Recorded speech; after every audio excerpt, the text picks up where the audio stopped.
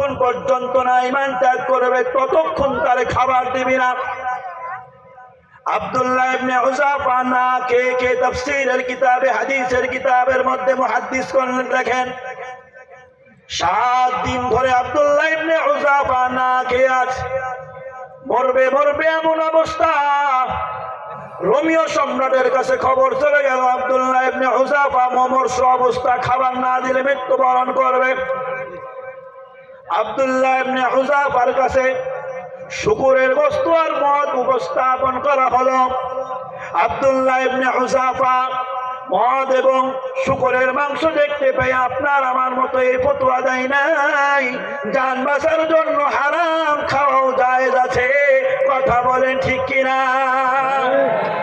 অনেক মানুষ এরকম আছে, বলে বৃদ্ধ বয়স হয়ে গিয়েছে, কাজকর্ম করার মতো কেউ নাই, ব্যাংকে টাকা রেখে সুদ খেলে সমস্যা কি?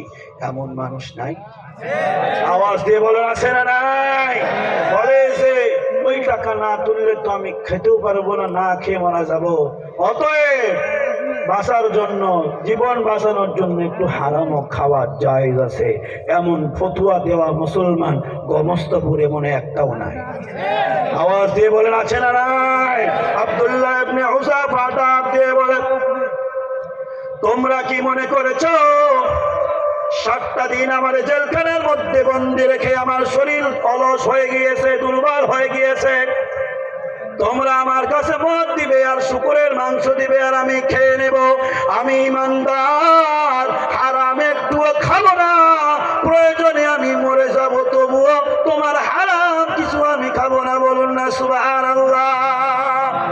অতএব মুসলমান, আব্দুল্লাহ ইবনে হুযাফা যখন এই সংবাদ শুনলো যে শুকরের মাংস আর মদ দেওয়া হয়েছে, তার শক্তি এমন ভাবে বেড়ে গেল যে রোমীয় সম্রাটের প্রজারা এসে বাদশারে বলে, ব্যাপার কি? সবাই আমরা হাত উঠছে নাকি? আপনার আমার মালিককে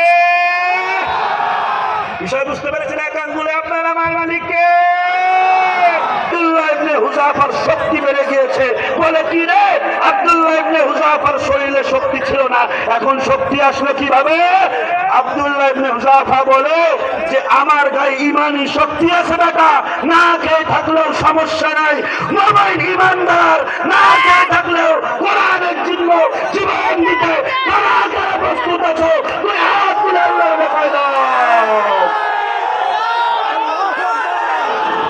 সম্মানিত তাওহীদি জনতা, আপনারা হেলিকপ্টার দেখতে গিয়ে আমরা মুফতি আমির হামজাকে হয়তো মাঠ ভর্তি মুসলমান উপস্থিত দেখাইতে পারবো না, কিন্তু আমরা যারা আছি 313 জনই যথেষ্ট।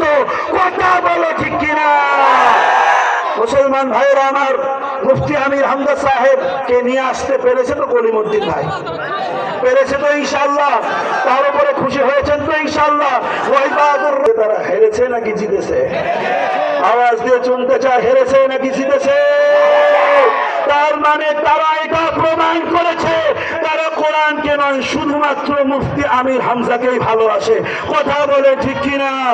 আমরা প্রমাণ করেছি কোরআনের জন্য সাইদি সাহেবকে যেমন আমরা ভালোবেসেছি, মুফতি আমির হামজাকেও আমরা তেমনই ভালোবাসি। কথা বলে ঠিক কিনা?